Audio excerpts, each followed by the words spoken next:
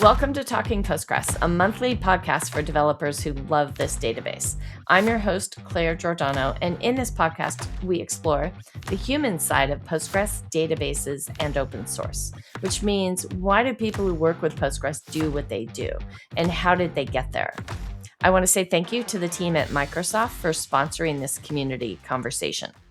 Today's guest is Panagiotis Antonopoulos, who many of us call Panos. He is a distinguished engineer at Microsoft who has worked on database technologies for 15 years now, specifically cloud databases and distributed systems. Panos spent his first 13 years on SQL Server. He has a master's in computer and electrical engineering from the National Technical University of Athens. And he's not only a really effective technologist, but a super interesting one, which is why I wanted to have him on the show. Welcome, Panos. Hi, Claire. Really nice to be here. Thanks so much for inviting me. Today's topic is going to be working on Postgres after 13 years on SQL Server. Um, just People are not necessarily intended to work on the same database technology their entire career, but I still find that transition from one database to another to be interesting. And so I thought we could kind of dig in and explore that a little bit today. Yeah, absolutely. All right. You want? Yeah. So you've listened to some of our episodes. I know that you did your research before saying yes to the invitation to be on the show. So you probably know that we often start with asking, what was your origin story as a developer? And then we Yeah. can get into your origin story as a database practitioner. Sounds great. Yeah, and it's not super diverse. So, I finished high school and I was actually thinking of studying mechanical engineering because I was into racing radio control cars and I really enjoyed the mechanical aspect at the time. But I thought that, electrical engineering and computer science were really hot at the time. So I thought, okay, I may as well try that. And I started more looking into like networking and like telecommunications, things like that. Not so much into software or hardware initially. I hadn't realized I liked it so much until I started taking some more courses, and that's when I decided that I really enjoyed, like, especially software. So yeah, I switched like my major to be completely software engineering, computer science. So graduated from college, and I was lucky enough at the time there was a recruiting event happening right in Athens where I was studying. There was the SIGMOD conference, one of the biggest database conferences. Many people here may be familiar. So I was, again, the timing was great because I think it was the only year it has happened in Greece, and it was the year I was graduating. So I decided to attend there, and that was it. Like, I was hired and joined Microsoft. So that's my early career journey, I guess. Okay, so wait a minute. Conferences like Sigmod can be super overwhelming, even to people who are experienced in a field, right? There's different tracks, probably, Yeah. different talks. How do you know what to go to? Like, what was that experience like? Or did you go to Sigmod just to participate in the recruiting event? Yeah, so it was a little bit of both. But you're absolutely right, first of all. Even now, after all these years, I've attended maybe even tens at this point of this conference, they can still be overwhelming. As you said, there are so many interesting sessions running in parallel. It's really hard to pick. And like, even when you join one, like imagine like people from academia have been spending like 1 or 2 years on a specific topic. They're presenting it in like 10 minutes. Their whole research is presented in such a short amount of time. So it's very hard to absorb all of that. That was my very first conference. So it was a mix of both. I wanted to attend it because I was actually doing my thesis on data management. So it was relevant for me. But the recruiting event was definitely a big part of why I definitely wanted to be there.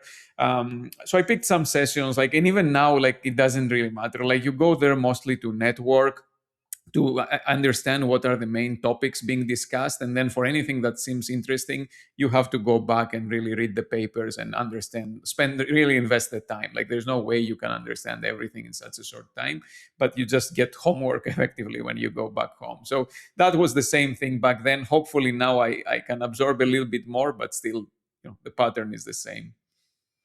Okay. And you landed a job as part of the recruiting event that happened at Sigmod. Was that with Microsoft? Yeah, it was with Microsoft, and at the time, again, because it was a Sigmund recruiting event, it was specifically with databases. So that, like, there were a lot of good coincidences at the time. Like, I was into data coming out of college, and the recruiting event was specifically from the SQL Server team. It was at the time before the transition to cloud, so that's why I say SQL Server, not Azure SQL Database. So it was really, we started, and that's part of my career journey. Like, maybe good to discuss some more as we go, but we started from the on-premises, like what we call box SQL Server that we sell to customers and they run in their own environments.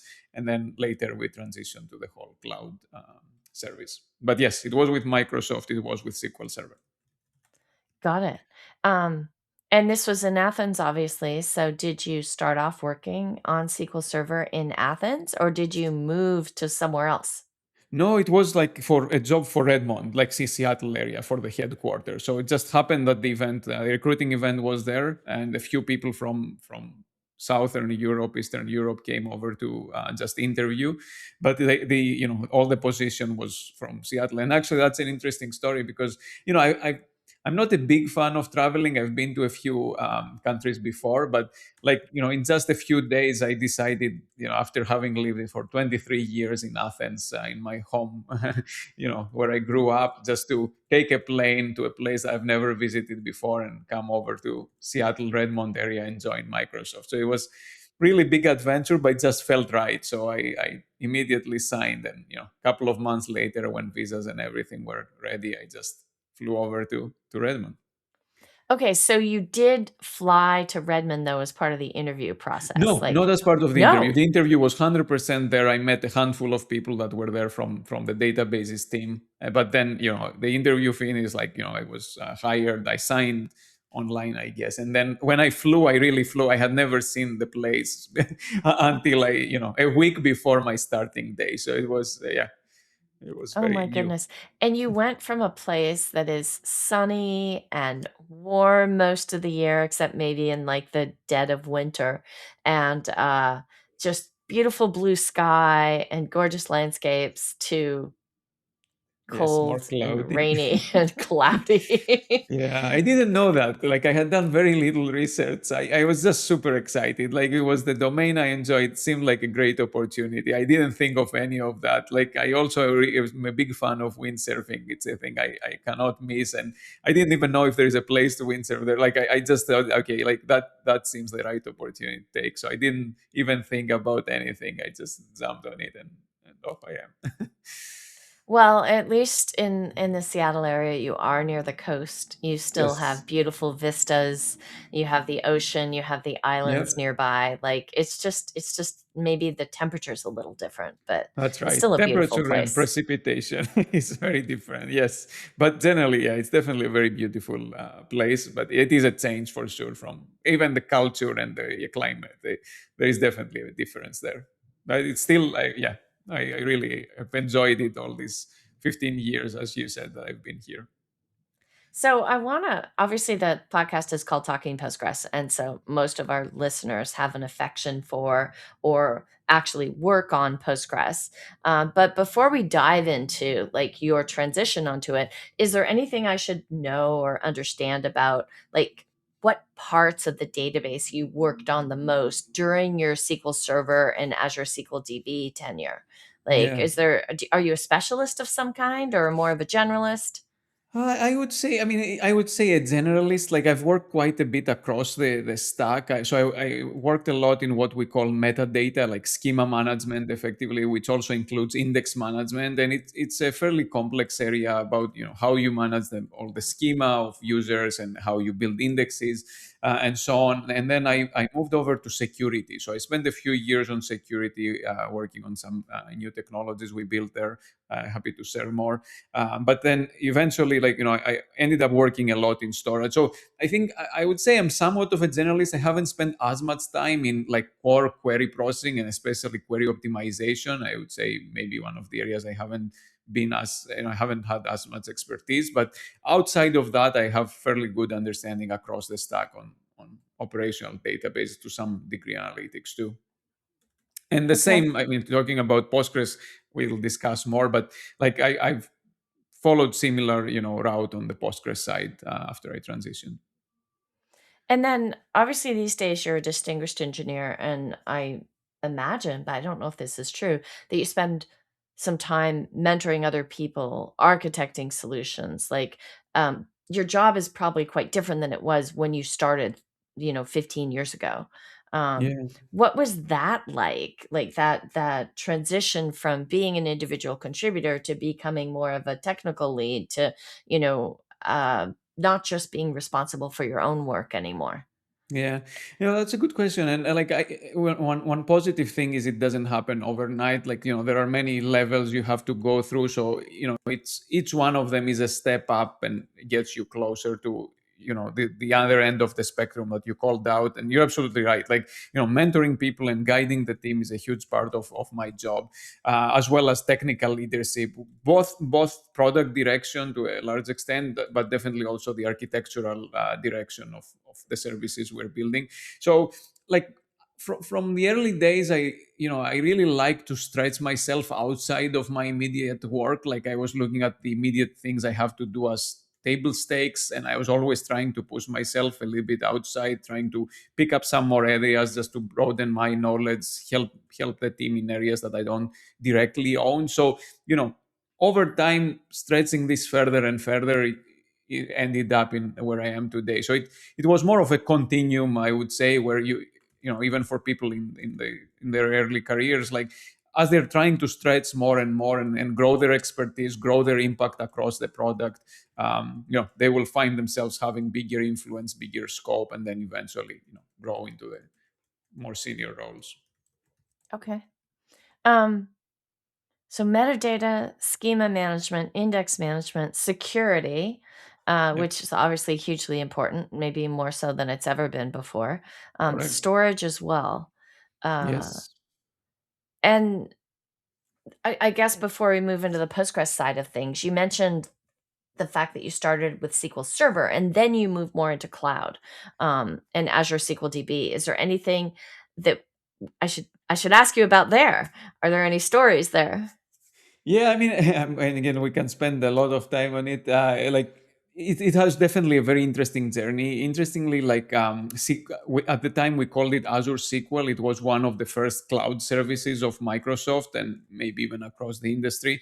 So, we started from very primitive stuff, like just putting servers together and just trying to run a database service with a few first party, mainly customers to begin with, all the way to running a very large scale service these days with millions of databases and very mission critical customers and workloads running on our platform. So it definitely was a super interesting journey. I think none of us really knew what cloud meant. Like, even like at the time there was a clear distinction, like we were building databases and other people were operating them. Like, these lines have blurred a lot through this time of getting into the cloud. Like, we have to operate very large portions. Like, we are part of running the database. Of course, there's part of the application and administration happening on the customer side, but we own a lot of the stack from the infrastructure, storage, layout. So there is definitely, we had to expand our understanding and operationalizing a lot of the aspects of the database that we hadn't thought of before. Earlier, we're just building something, writing it on a DVD, and customers would be running it on their side.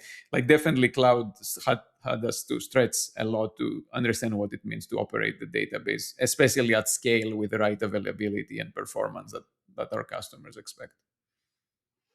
Um, okay, so is it fair to say that in your later years on SQL Server, Azure SQL DB, that you were focused primarily on the cloud versus the That's a good box? point. Yeah, I didn't call that out, but you're absolutely right. Like, it felt more natural at the time, but the whole organization and the company as well switched to that model. So we switched from writing software and giving it to customers to operating cloud services. So all of the things I mentioned, like, they were very frequently motivated by cloud. Just to give some examples, right? Like, I worked on resumable indexing operations. So there are indexing operations that, and I'm sure it's the same in Postgres, that they can take many hours. On premises, that was kind of okay because the environments are extremely stable, the connections are extremely stable. Even if it takes 10 hours to complete, usually it will complete. In the cloud world, there are always glitches. Like there's something in the network, like some packets may drop, the connection may drop, and your operation after like 5 hours can be completely abandoned and you have to start from scratch. So we did the work to make that resilient to transient failures and allow it to resume from where it was. Or some of the confidentiality or data integrity work that we did on the security space. Again, in the on-premises environment, they're very locked down. Customers have full control. Very few admins have access. So it's a much more protected environment. Coming to cloud, like anyone that is storing really sensitive data like financial, social security, and so on, the bar goes significantly higher in the cloud because there is now this shared ownership. I talked about it from the operational side, but even from the security side, there is a shared access that the cloud provider has as well as the customers. So most of my work, almost I would say, has been highly motivated by the switch to the cloud. Like constant time recovery is another service feature we worked on to expedite recovery again from deployments that are running in the cloud. So you're absolutely right, Claire. Like yes, all of this work, even though it mostly to a large extent remained in the core database, it was really done for the world of Azure and world of cloud, where things are not as resilient always as they are in a very locked down on-premise environment. You just mentioned the name of the capability, and I want to make sure I caught it right. Did you say constant time recovery? Constant time recovery, or like that's the name of the paper we published. The public marketing name is accelerated database recovery. And interestingly, now coming to the world of Postgres, like it's something Postgres has been designed with from day one, whereas SQL Server was very different in how it did database recovery. So yeah, we had to innovate that. It's not, it's still not like Postgres. It's different, and that's what made it interesting. We had to invent something new, but effectively it's bringing similar promises as Postgres, that it can recover in a much shorter window than it could before. Okay, Panos, you just gave me the perfect introduction to ask the next question, which is I want to get into like what it's like to work on Postgres after 13 years working on Azure SQL DB. Like and obviously when you start working on a new database, part of your perspective is going to be influenced by what you're already familiar with. So I'm expecting some comparisons here, Yeah, yeah, at least as they affected you and your work personally. But yeah. what is it like to work on Postgres after 13 years on SQL Server? Yeah, one thing that was interesting to me is that at the high level, it feels extremely familiar. Like, once you get to the code, of course, and the exact features, there are differences, but the concepts are very similar. Like, how transactions work, how storage works. Of course, again, in the lower level details, there are substantial differences in how storage layout is in one versus the other, how exactly transactions are managed. But the concepts are extremely similar. So that was one thing that felt good. It was that I felt that all the expertise I had built was very relevant. Like I could quickly ramp up, engage in complex technical discussions. Of course, I didn't know every line of code by any means, but at least I could very quickly understand how things work and contribute meaningfully to our designs. Now, coming to the lower level, I would say there is definitely a big difference between what SQL has and Postgres. Like SQL is like, over the years, we have accumulated and added a very large set of features that customers have been asking for. So then this has pros and cons. Like, I mean, even now after working on Postgres and how much I love Postgres the past couple of years, like SQL is very complete as a product in terms of like, whether it's columns or indexes, advanced security features like some of what I mentioned, like, or even the thread concurrency model that it has. Like it's really pretty fascinating product. But because of all of that, there has definitely been a layer of complexity in the code base, in our test cases and collateral. Like, everything has grown over time and has become more complex. Postgres feels a little bit on the other end of the spectrum. Like, it has all the basic capabilities one would expect of the database. It's still, I feel, a little bit behind. I hope the audience here doesn't hate me for that. It feels a little bit behind on some of the more fancy, more complicated features that enterprise customers expect. But the benefit of that is like the committers have done an amazing job keeping the core engine extremely lean. So with that, like you can read the code. But that was a shocking experience for me. Like I could understand new areas in Postgres much faster than I could for SQL. So that was definitely like you could see that the architectural cleanness, I guess, of Mm-hmm. Postgres really stands out, and then the extensibility framework really goes a really long way. So people have been able, without introducing this complexity that I mentioned from SQL, they have been able to add significant features that have helped Postgres gain a lot of momentum with developers or other scenarios. So yeah, that's, I would say, at the high level, my comparison so far. Um, Yeah, I hope nobody gets pissed off that you use the phrase, "It's still a bit behind." But I think if I talk to anybody I know that works in Postgres, I mean, there are things they want for Postgres that are Exactly. being worked on in some cases or being talked about in other cases. And so I think people will agree with you that there are new capabilities and problems that we want to solve. Like Postgres isn't done yet. It's Of still course. evolving and every Yeah. release gets better. So Exactly. that's the Exactly. positive spin on Yeah. to try to restate what you No, just for said. sure. For sure. And, Um, and Postgres has proven it can like close the gap very quickly. And, that's why all of the industry is building Postgres based services. So, absolutely. Yes. Behind means that there is a clear path to catch up. So, yes, Postgres is on it. And we from Microsoft are on it as well, by the way, with Postgres. So, yeah. do you have a perspective on why Postgres is so popular? Like, Yeah, so maybe I'm not necessarily the best in the sense I don't have, if maybe you or others have even more context on this. My take is like it feels like good enough. Like it's open source, right? So it has built the trust of the community and the open source.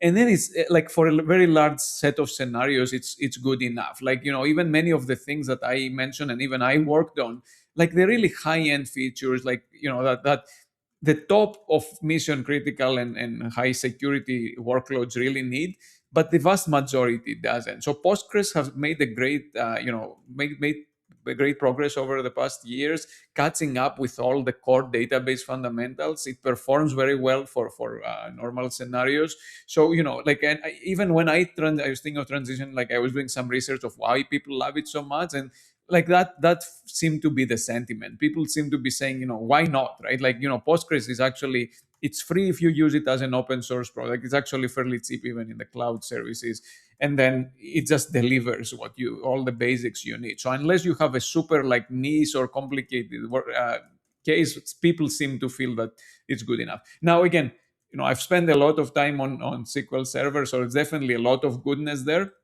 but that seems to be the consensus, at least for all the normal scenarios. Until you get into higher end, more mission critical, Postgres does an amazing job. So that seems to me to be the biggest motivation, together again with all the community extensibility, allowing people to use the features they love easily there. I think trust is a really important thing to think about. Like, what does it mean to trust a database with your most important data, whether it be financial or, you know, think of retailers, I mean, there's so many scenarios where people put, and what could be more important than the data you're trying to protect and that you're trying to use to facilitate your business or your research or whatever. And so, I sometimes wonder about, well, why is it that people trust Postgres? And I do want to give a shout out to all of the committers and the contributors and the community members, because part of trusting a technology is trusting the people behind it and the team behind it and the processes that they use to ensure quality. And I don't know. That's how I think about it. I'm not sure what your perspective is, but No, you're um, absolutely right. Yes, in databases, trust is a huge thing, and you're right. Like I was kind of taking it for granted coming from the SQL Server world, but you're absolutely right. In an enterprise, sorry, in a open source, area, like it's really the committers that are responsible for that, and they have done a great job, year over year, like really establishing trust, making sure that we don't have data corruptions, we don't have data losses, right? So yeah, absolutely, trust is a very big part of it. And what's interesting too, I was thinking about it the other day, like in a enterprise, people who were engineers who work on the database, you're not often, well, maybe you'll disagree with me on this, but usually you have PMs that you're working with, right? You're not doing the PM job as well as the engineering job.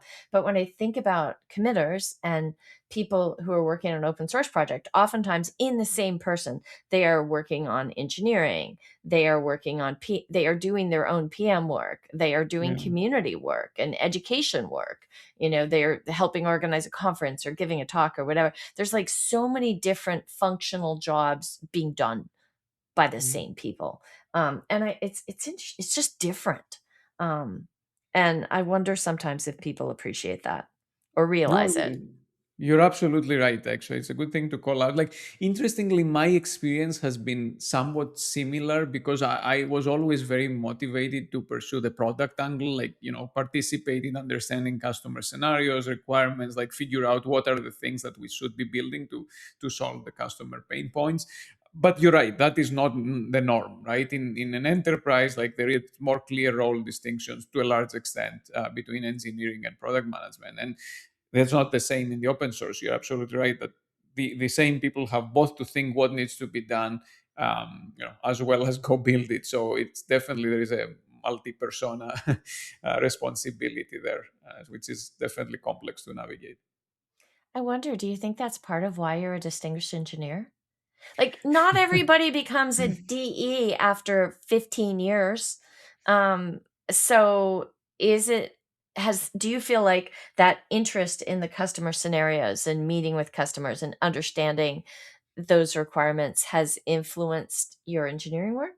It must have. Uh, I think so. I think so. And yeah, like, I always try to understand the big picture of things, right? Like, rather than, and even what I was trying to say earlier, like, rather than own a very specific thing, deliver it and be done, like, I wanted to see things end to end. Like, so from the early days of understanding the customer problems all the way to, building the whole architecture and getting in production. I think this trying to have a broader scope, broader, understanding of the problem rather than focusing on something very specific, I think definitely goes a long way. So yes, I think I would say this definitely helped me over my career. Okay, so let's talk about Postgres. What aspects of Postgres do you really like? Yeah, I would say the code cleanness is the biggest thing. Like, the architecture and code cleanness is amazing for Postgres. Like, I think I already mentioned that you, at least for me, like, I could more easily understand new code in Postgres than in SQL, even after all this time, right? And that means a lot. Like, so now I'm talking more from the internals. We should discuss also from the, maybe as a user of Postgres, but as an engineer working from inside the code, like, definitely this is really important. Like, now, of course, we also make very heavy use of AI, so that also is a big component, because now all the code is open source, all the mailing lists and so on are open source. So all the, like, large language models have already picked up both on the code, all the discussions going on. So that's where the open source angle plays an important role, because you can, first of all, the code is pretty easy to understand because of the great work the committers have been doing over the years. But also now AI can also take a big step in and bring even more understanding of using, again, got both the code base as well as the all the mailing discussion, so you can understand why certain decisions were made, and so on. So again, as an engineer, I would say that that is the biggest thing. I can easily understand and navigate and make progress in the code base. That helps a lot in the velocity. Maybe now, coming as a user, I would say I think the extensibility has helped a lot. Maybe it's a bit both from user as well as coder perspective, but the fact that you can easily plug in things without having to make significant redesigns of the core engine, that is super critical. You can very quickly build extensions that provide the necessary functionality without having to modify the core engine, without having to go into gazillion architectural discussions about how this should happen. So yeah, this pluggability model and extensibility model is a huge asset. So these are the main things I would, quickly call out. Is there anything that surprised you any maybe you had the wrong perception coming in, or maybe because of your SQL database experience, you just assumed things would be a certain way in Postgres, and then well, they were not. Um, Yeah, for sure. I mean, there are some things that, as you like, I will call out maybe two things. Something that surprised me positively is just the raw performance of Postgres. Like for simple scenarios, it just performs extremely well. Like whether it's bulk loading data or simple select queries or whatnot. And I'm still trying to wrap my head to why that is. I think it's mainly because of, again, goes back to the simplicity that we've been discussing. It's just the what we call the code path length is just less code to execute. So you can actually get to the important part of fetching the data faster. So that's definitely one thing that surprised me positively. Maybe something that surprised me, not necessarily, I wouldn't say negative, but more, as you were saying, there were certain, like I was coming with certain mindset that specific things in the database world are given. I was surprised Postgres doesn't have is definitely, for example, like using processes instead of threads for new connections. That was something I was assuming. Threads are always the default, just for performance and scalability, or the problems around the wraparound of the transaction ID. It's a problem that we've generally tried to solve in other systems. So I was assuming that for a product that is so broadly adopted and has become ubiquitous to a large extent for many workloads, I was expecting some of these table stake things, like problems that have been solved in the industry, to be solved, and there's still big problems of Postgres. Of course, I understand that it's not easy to go fix them, and big backward compatibility and other issues. So I understand the challenges, but I would still say I was surprised when I saw some of these more solved problems in the industry still be there. For anyone listening who is new to Postgres, please know that there are people in the Postgres open source project who are absolutely working on multi-threading. Um, I can't predict, and I don't think there's a betting pool on what release that support would get added into. And I don't know if it would be added in any kind of phased way over time, but the discussions are certainly, and the engineering work is certainly happening. So Yeah, so that's that's great to hear. goodness. Yes. But the future is still undefined, uncertain. Like I don't know what's going to happen when. Um, are there you mentioned multi-threading? Are there things in SQL Server that you hope Postgres gets in the future? Yeah. So I mean, maybe I'll draw two categories. There are the product fundamentals, let's call it. Like, yeah, multi-threading is one. Like memory management is another thing that SQL, I would say, has done very well, and has been increasingly important for the cloud, especially for scenarios like serverless that have become extremely popular recently. Just, as far as, and again, please, anyone, don't get upset with me if I misquote anything. Like, but my understanding is that memory management is still quite rigid in Postgres, both configuration of it as well as the elasticity of it after the database comes up, right? So, some of these things are becoming bigger and bigger problems, that need to be addressed, and I'm sure that many of the companies working with Postgres, like including ourselves, uh, are paying attention and trying to improve this. I'm hoping a lot of this work will go back. If it's not initiated in the open source, will also go back to the open source. So yeah, there are a few things on the fundamentals, as we discussed, like memory and scheduling and thread management and so on. And then just, and that's not necessarily a black or white. It just speaks to what we were discussing earlier, like, what level of scenarios, or yeah, what, I don't know what to call it, but as you get into more complex enterprise scenarios, like, things like column store, like, better analytics support, whether it's again from column store for a better query optimizer. Like, there are areas that if Postgres wants to address some of these higher end workloads, this will become increasingly important to address. Yeah, similarly on security, again, we have done some interesting work there, but you're starting to get into more specific things that not every workload in the world will need. But if you're really targeting, the top few percent of workloads, that these things are required. So it will be interesting to see how much Postgres starts pushing towards that now that they have covered the ground with all the basics. we'll see how much they also push into that. And we see similar things. I mean, even on coming from the open source world with extensions and other things, showing that there is interest, for column-oriented storage and so on. So yeah. If I roll the audio recording back a few minutes, you mentioned AI, and AI tools a few minutes ago.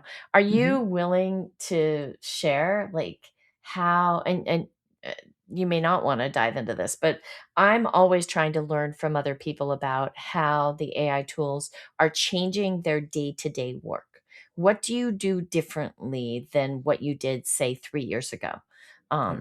No, of course, 3 years ago you weren't working on Postgres yet, so you've had multiple changes in your life at the same time. But what can you teach me? Are there any AI hacks, if you will, that save you time? Um, Yeah.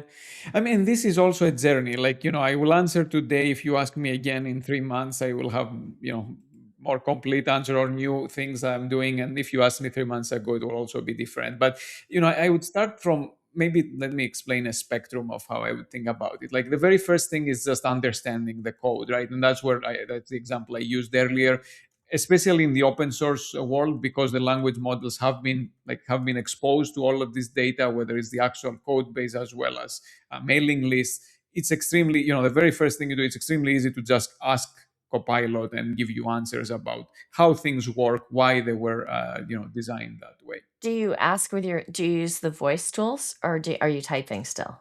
No, I'm still typing. I've heard conflicting, opinions of how well the voice tools work. Like, and I've used it a little bit on ChatGPT. It seems like to try and address like conversational latency, meaning like that it really wants to respond in real time, not even wait for 1 second. So it seemed to be less like the quality seemed to degrade a bit. I've heard the same from others. So Okay. I've been typing. It's also easier, like when looking at code, it's easier to copy paste function names and variable names. So I've been doing that. But yeah, I haven't tried it for coding, especially. I haven't tried the voice experience.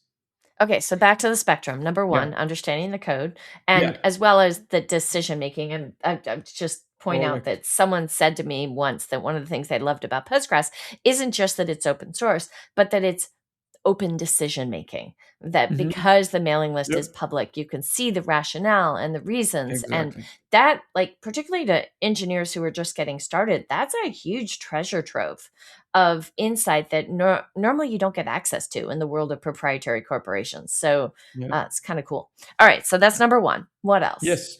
So the next step is like, write code. And then like we'll start from small things. Like, just as you write, you have already decided how to write the code, and as you're doing the work, it will help you.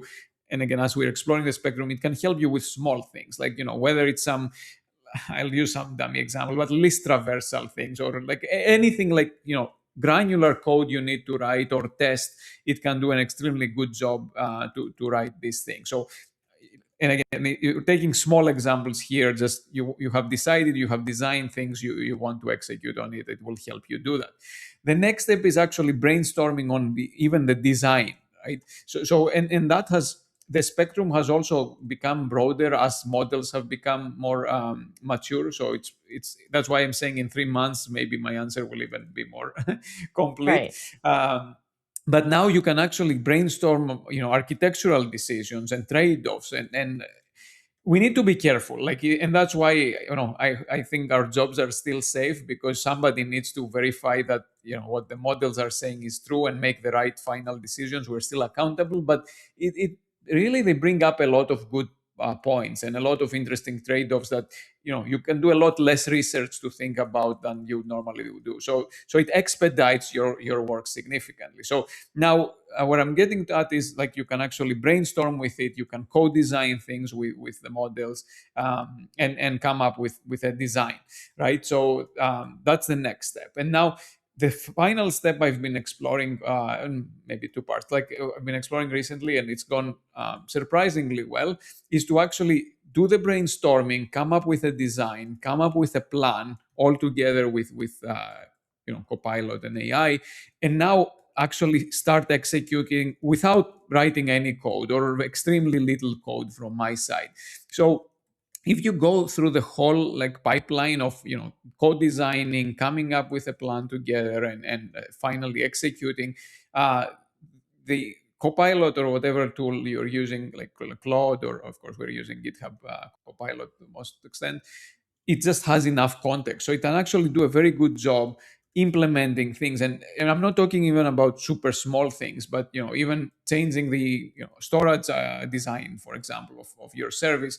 If as long as you work with it and you break down the work with it, it can actually pick this up and execute very well. So I'm trying to get to a world where, to a very large extent, I'm able to use it as a peer in my team to go and build things together, and it will do a very large extent of the coding by itself. One other dimension, maybe, now I talked a lot about the code and like the development cycle.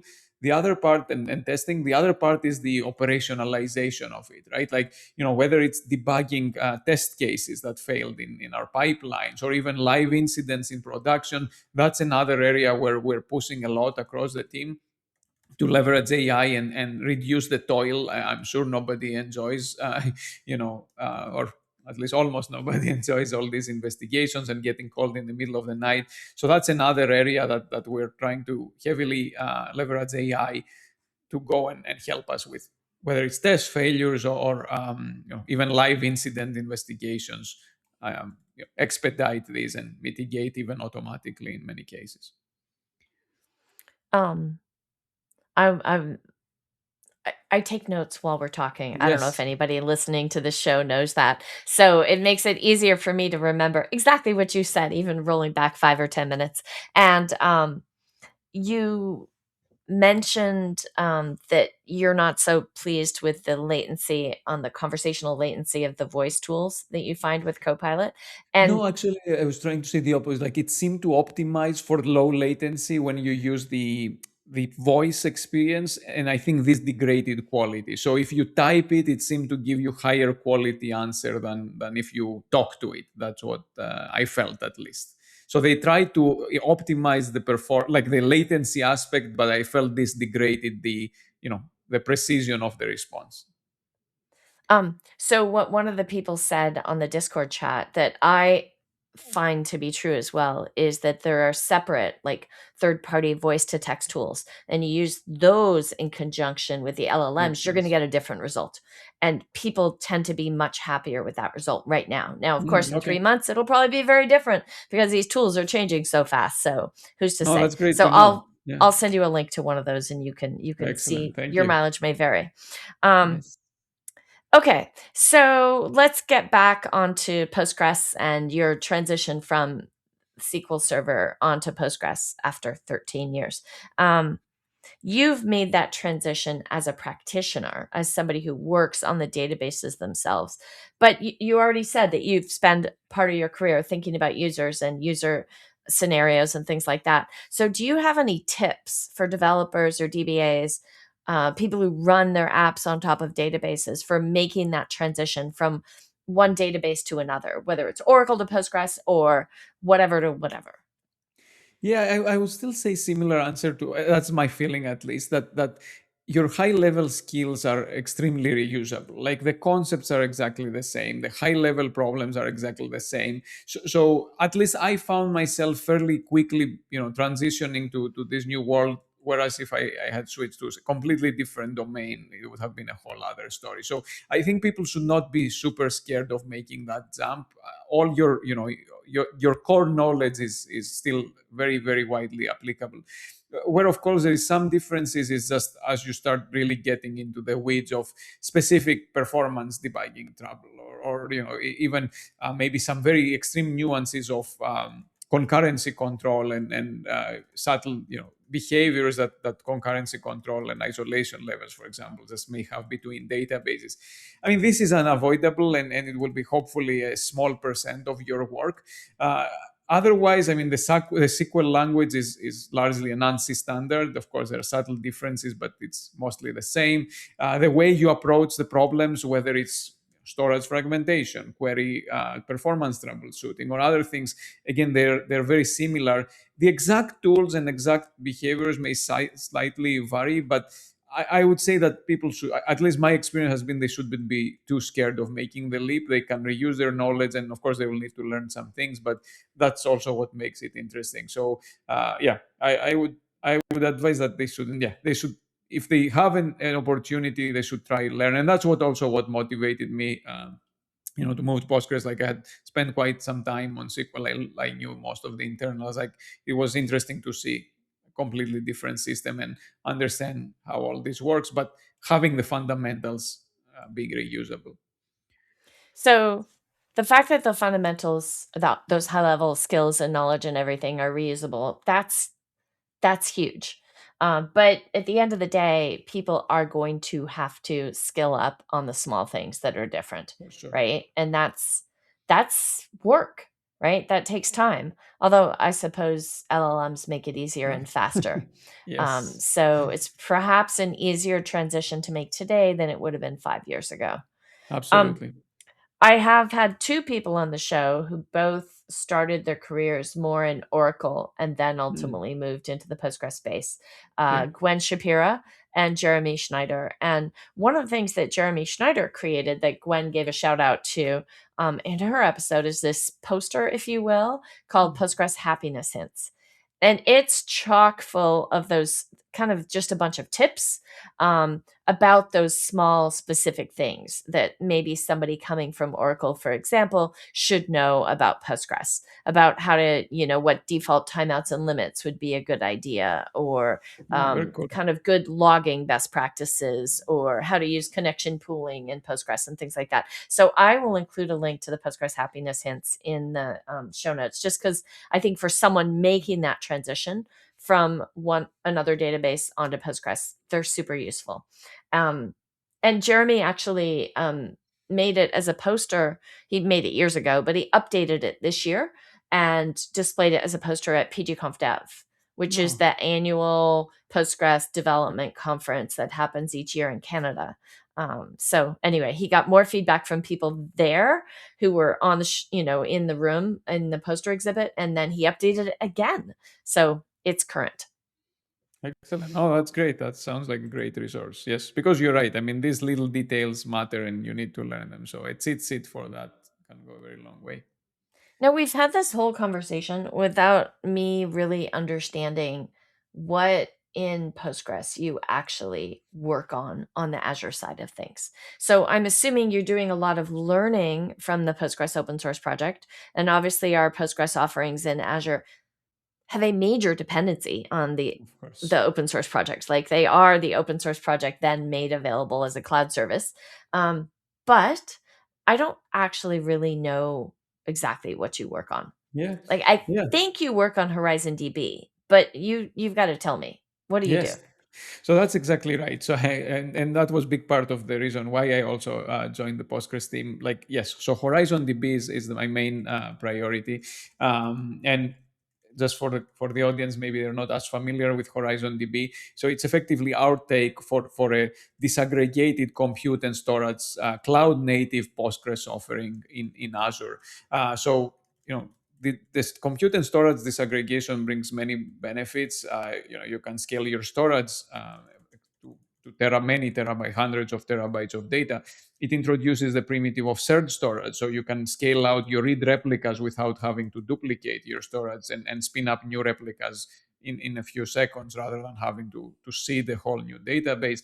So performance, of course, also gets significantly better. So Wait, that can you yes, I need you to explain that to me. How is it yes. that you spin up how is it that you spin up new replicas in a few seconds just because you have shared storage? What does that Right, mean? right. So let's maybe take a step back, right? How traditional databases have operated. Like the moment you need a new replica, it is an independent replica. It is independent in terms of its compute, but it's also independent in terms of its storage. So what this normally meant is that you have to take some sort of database backup, move it to your other replica, restore it there, and then cuts it up, like replay all records until it's fully caught up, and now it can serve all your read requests. that's the huge change in this disaggregated self-storage architectures, because now there is one single source of truth at the storage layer. Your primary database writes to that. It keeps track of all the latest pages. So the moment you need to bring up a new or many new replicas, all you have to do is bring up the compute. So just bring up a Postgres instance, and you can directly attach to this storage. So it's no longer a size of data operation. It's really just the time you need to take to spin up your compute and just bring up the database there. Attach, let me call it, the database there. So this allows you to bring up any number of applications. It really gives you the elasticity. Say that you have some end of month reporting or whatnot, you can very quickly spin up a replica or multiple of them, do your reporting or other queries on the read replicas. And again, you don't have to pay for duplicate storage. You don't have to take the time to seed this new duplicate storage. So that's a huge benefit of these architectures. Okay. So you were back to what it is that you do. Thank you for that little segue. It helped me Yes. understand.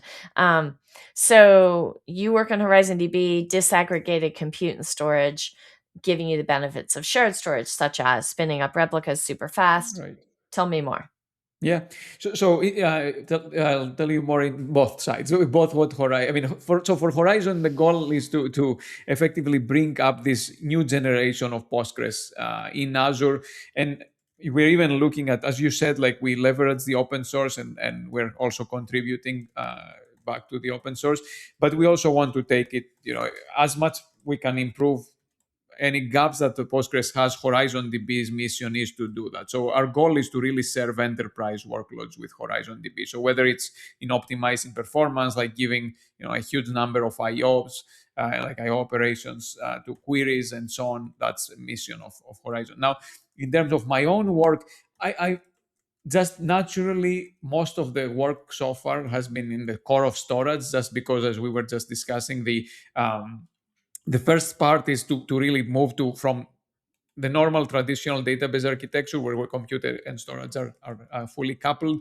move to this decoupled disaggregate storage. Most of the work is in storage. So I worked a lot around the storage layer. Whether it's recovery is one concrete area I spend a lot of time on, optimizing recovery in that new architecture. Whether it's the management of, people who may be familiar with the term SLRU pages, like how we track committed transactions and other internal state. What So does SLRU stand for? I think it stands for simple last recently used. So it's a special type of pages that Postgres has that is tracking effectively internal metadata, commit state, transaction identifiers for multi state transactions, and so on. There are different types. So Is it's is that a internal metadata. Postgres term or an It is a Azure Postgres term? term. It is a Okay. Postgres term. Yeah. Okay. So bottom line, I've spent a lot of time like looking at the core of storage and redesigning it to fit this new architecture effectively. So that's the main part. Both myself as well as the rest of the team, storage has been our main focus so far.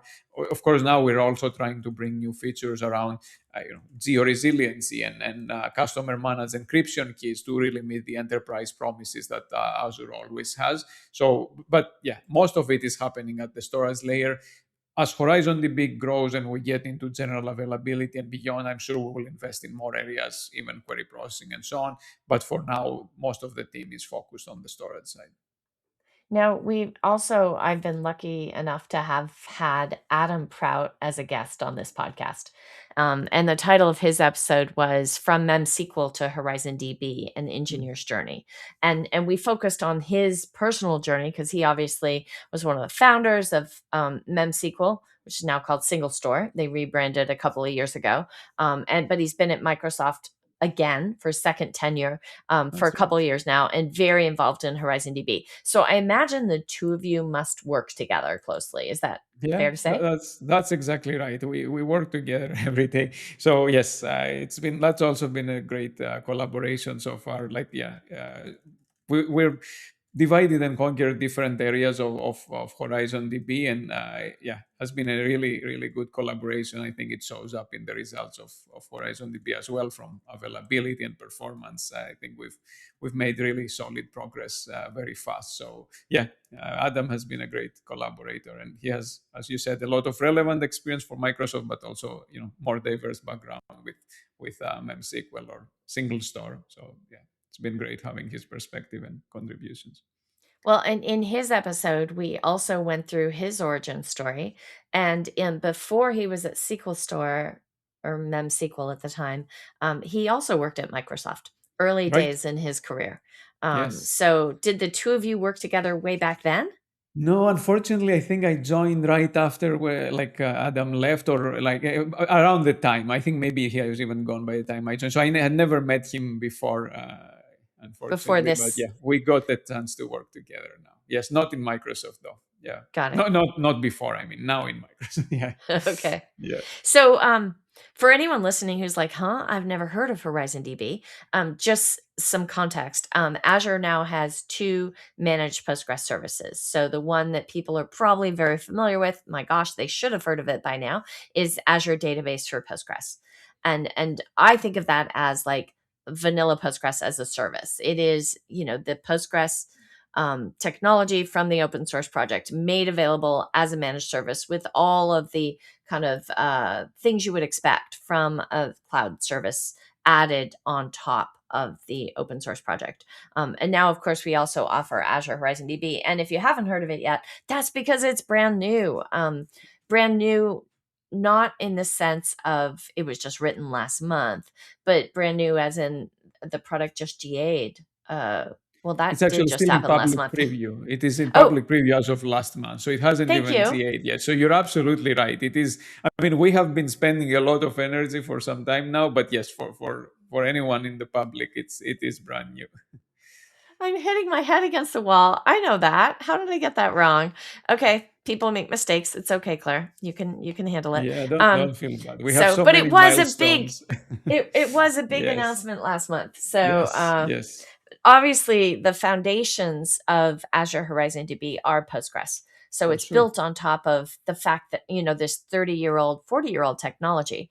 Um, Shout out to the fact that this is the 30th birthday for the Oh Postgres wow, open source project happening like this summer, right wow, now. But the technology itself was created 40 years before. Um, nice. so yeah, it's not completely newfangled.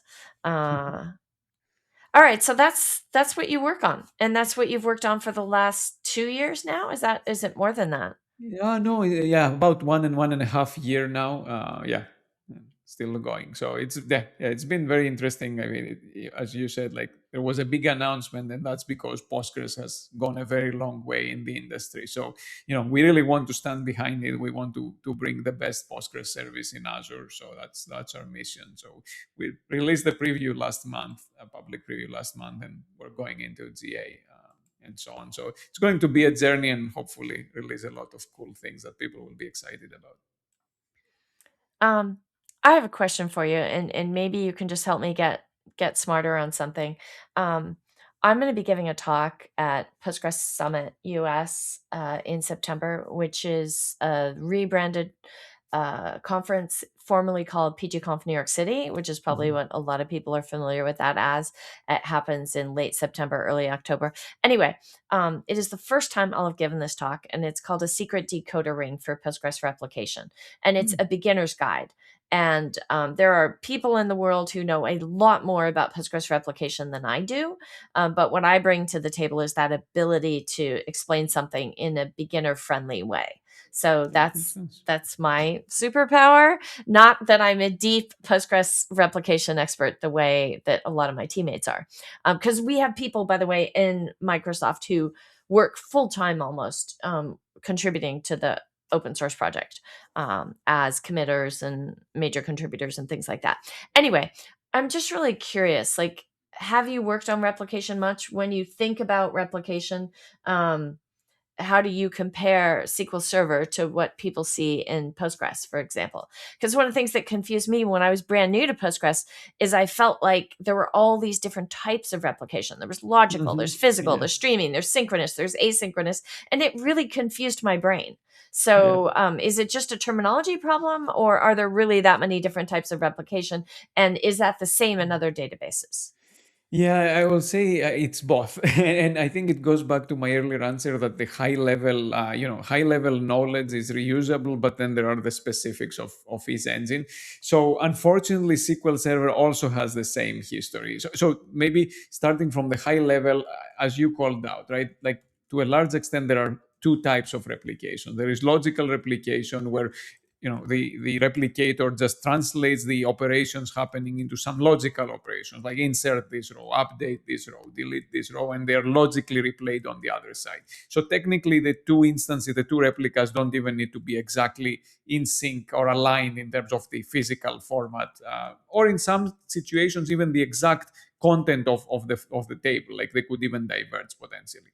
And then there is physical replication, which is generally more performant because it's happening at the physical layer, but it requires effectively both replicas to be fully identical, right? So SQL has both, as Postgres does. SQL, unfortunately, on the logical replication side, also has a very wide set of different replication technologies with subtle differences.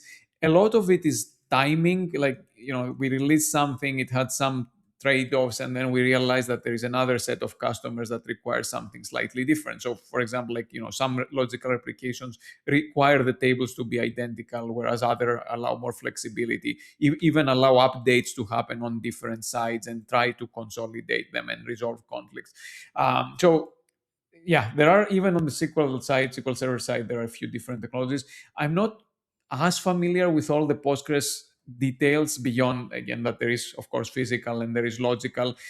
So I can't comment if they are exactly one to one, but definitely both sides have both of these types of replication, physical and logical, used for different types of scenarios. So physical is generally used.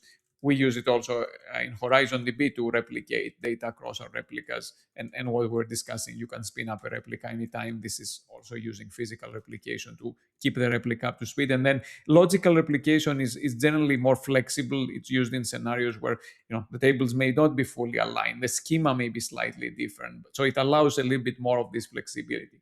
Now, comparing the two, I would say one area that SQL should have spent a little bit more energy is logical replication. That's where Postgres has done a better job.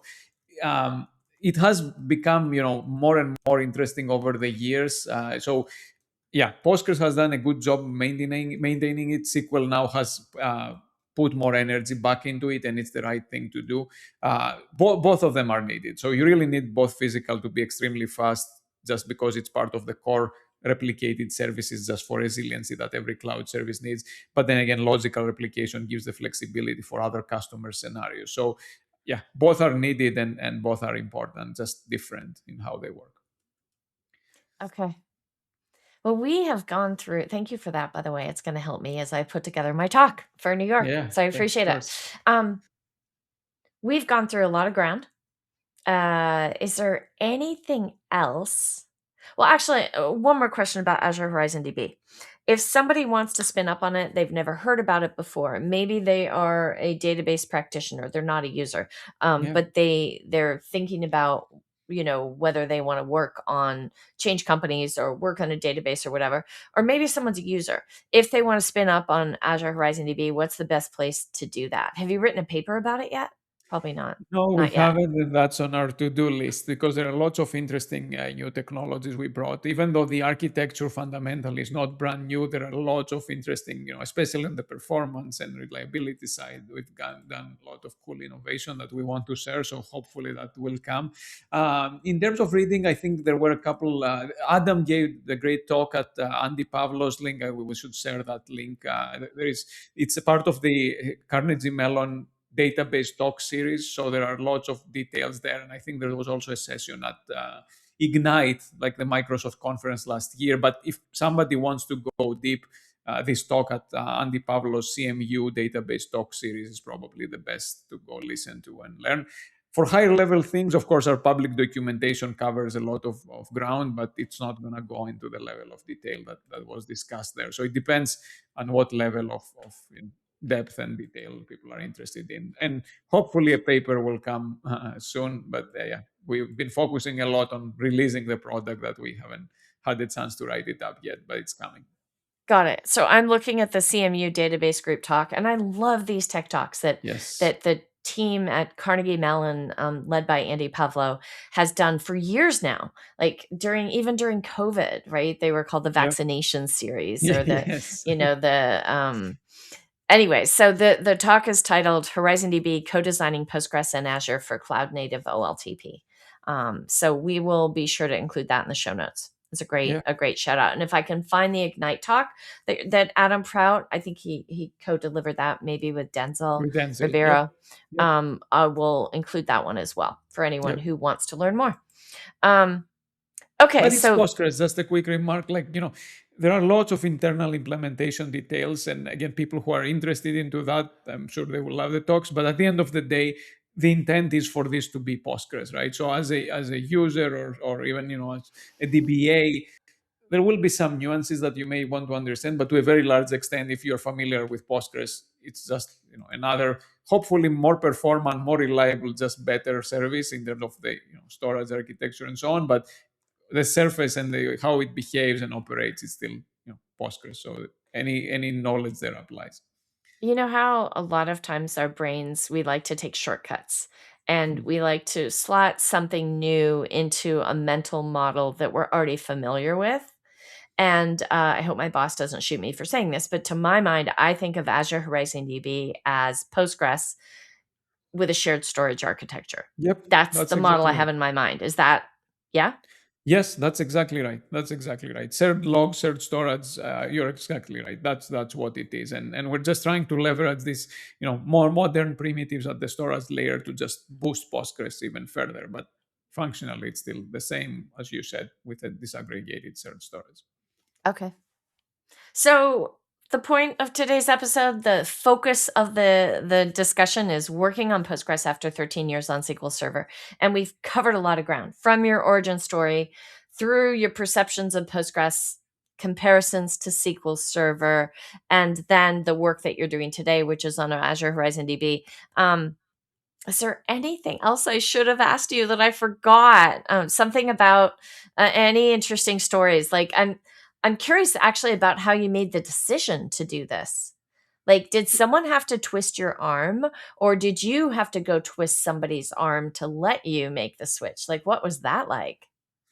No, I don't think it was either or. It was a good coincidence. I'm always interested in learning new things and new technologies, and there was the great timing that we were really ramping up the Horizon DB investment because we want, like, I think there was full alignment all across the leadership team that there is a good opportunity. Postgres has been doing extremely well in the market, and we feel we can really release a service that makes it stand out. So the timing was great. So it was neither, I guess. It was a easy conversation. There was a business need, there was a personal interest. So it was a good timing to go make that change. And hopefully, I learn new things. I also bring some interesting perspectives from my background. So it's a win-win, I think, for both sides. So it was a very smooth transition. Speaking of your background, like one of the things that you and I have in common, we're recording this live, by the way, and there's a Discord parallel text chat that happens while we're doing the recording. But people are only hearing audio. We publish this podcast only with audio. But while you and I are talking, we can see each other on video because we're using another tool to do the recording. Anyway, the point is, my background graphic behind me as we're talking is taken at an island in Greece in the Dodecanese, where I like to go sailing every summer. So, well, sometimes we go Nice. sailing in the Cyclades and sometimes we go in the Dodecanese because I'm half Greek. And that is one of the things that you and I have in common because for anyone who knows accents, you have a Greek accent because Yes, I you're do. 100% Greek as far as I can tell. Yes, that's right. That's right. Yeah, that's awesome. Yeah, I didn't realize this was from Greece, but it's really nice This background. is So Kalinos, and there's a bay oh there wow, called yeah, Vathi, which of course means deep in deep, English, and yeah, it is, as yeah. you can see from the cliff behind me. And if I lean over, you can see that that's my husband swimming in the water Oh there wow, down. oh, Yeah. very nice. Yeah, Anyway, yeah. so have you No, ever that's been awesome. to the Dodecanese, or do you go to other places? I don't think I have, interestingly. Like I think I mentioned earlier, I'm not a big traveler. Many people will be frustrated with this, but and in Greece, standards like as you're saying, the Dodecanese are like okay, maybe you can fly, but there are many hours of boat ride. So I have never been that far. So I've been to many islands closer. You mentioned the Cyclades or Cyclades, or in English, I guess, but not in Dodecanese. Now I'm very motivated with your nice picture. It seems really cool. So it's definitely a place to visit. And yeah, with people in the audience, if they haven't, definitely it's a So, worthwhile destination. do you have a go-to island that is your favorite place to go in the summer? Yeah, I mean, Paros has been my main island because mainly because I enjoy windsurfing so much. It's a good destination for that. So yeah, I used to go since I was maybe like 8 years old with my father. It has changed a lot over the years, but it's still a good place to visit. So I'm trying to go there as much as I can and enjoy some time in the water. Um, so when we sail in the Cyclades, we start in Mm. Paros always, Oh and wow, it's okay. an absolutely beautiful, beautiful island and a lovely spot. And one of these days, my daughter has done some open water swimming, like she swam all the way across Lake Tahoe once. Um, so I'm hoping that she organizes one of her swim clubs to go do. There's often been a swim from Antiparos to Paros, Oh like an yeah, open yeah, water swim race that yes. happens like in July each year. And Wow. I don't know if it's happening this year. But if one of these days in the future, I'm hoping that they organize that. And then of course I'll just have to go in order to cheer her on. Yes, that So would be awesome. Yeah. And it's not too far, so hopefully people can can cross the channel there and make it to the other side. Yeah. hopefully, well, they better. Yeah. All right. Well, ευχαριστώ πάρα πολύ, which means thank you very much for joining the show. I speak Greek like a 4-year-old or a 5-year-old. I have a very No, that limited was pretty good. vocabulary. But yeah, I really appreciate you coming on and sharing your story with all of us. No, no, Thank thank you. you again for inviting me. I hope people learned something from it. And yeah, super excited to be here. All right. So thank you to Panos Antonopoulos for joining us. And if you are listening and you liked today's episode and you want to hear more of these Talking Postgres episodes, you should subscribe on Apple, Spotify, YouTube, or wherever you get your podcasts. And please tell your friends because word of mouth is gold in the podcast world. You can get to past episodes and get links to subscribe on all the different platforms by going to talkingpostgres.com. And you'll see transcripts included on the episode pages on talkingpostgres.com too. A big thank you to everyone who joined the live recording and participated in today's text chat on Discord.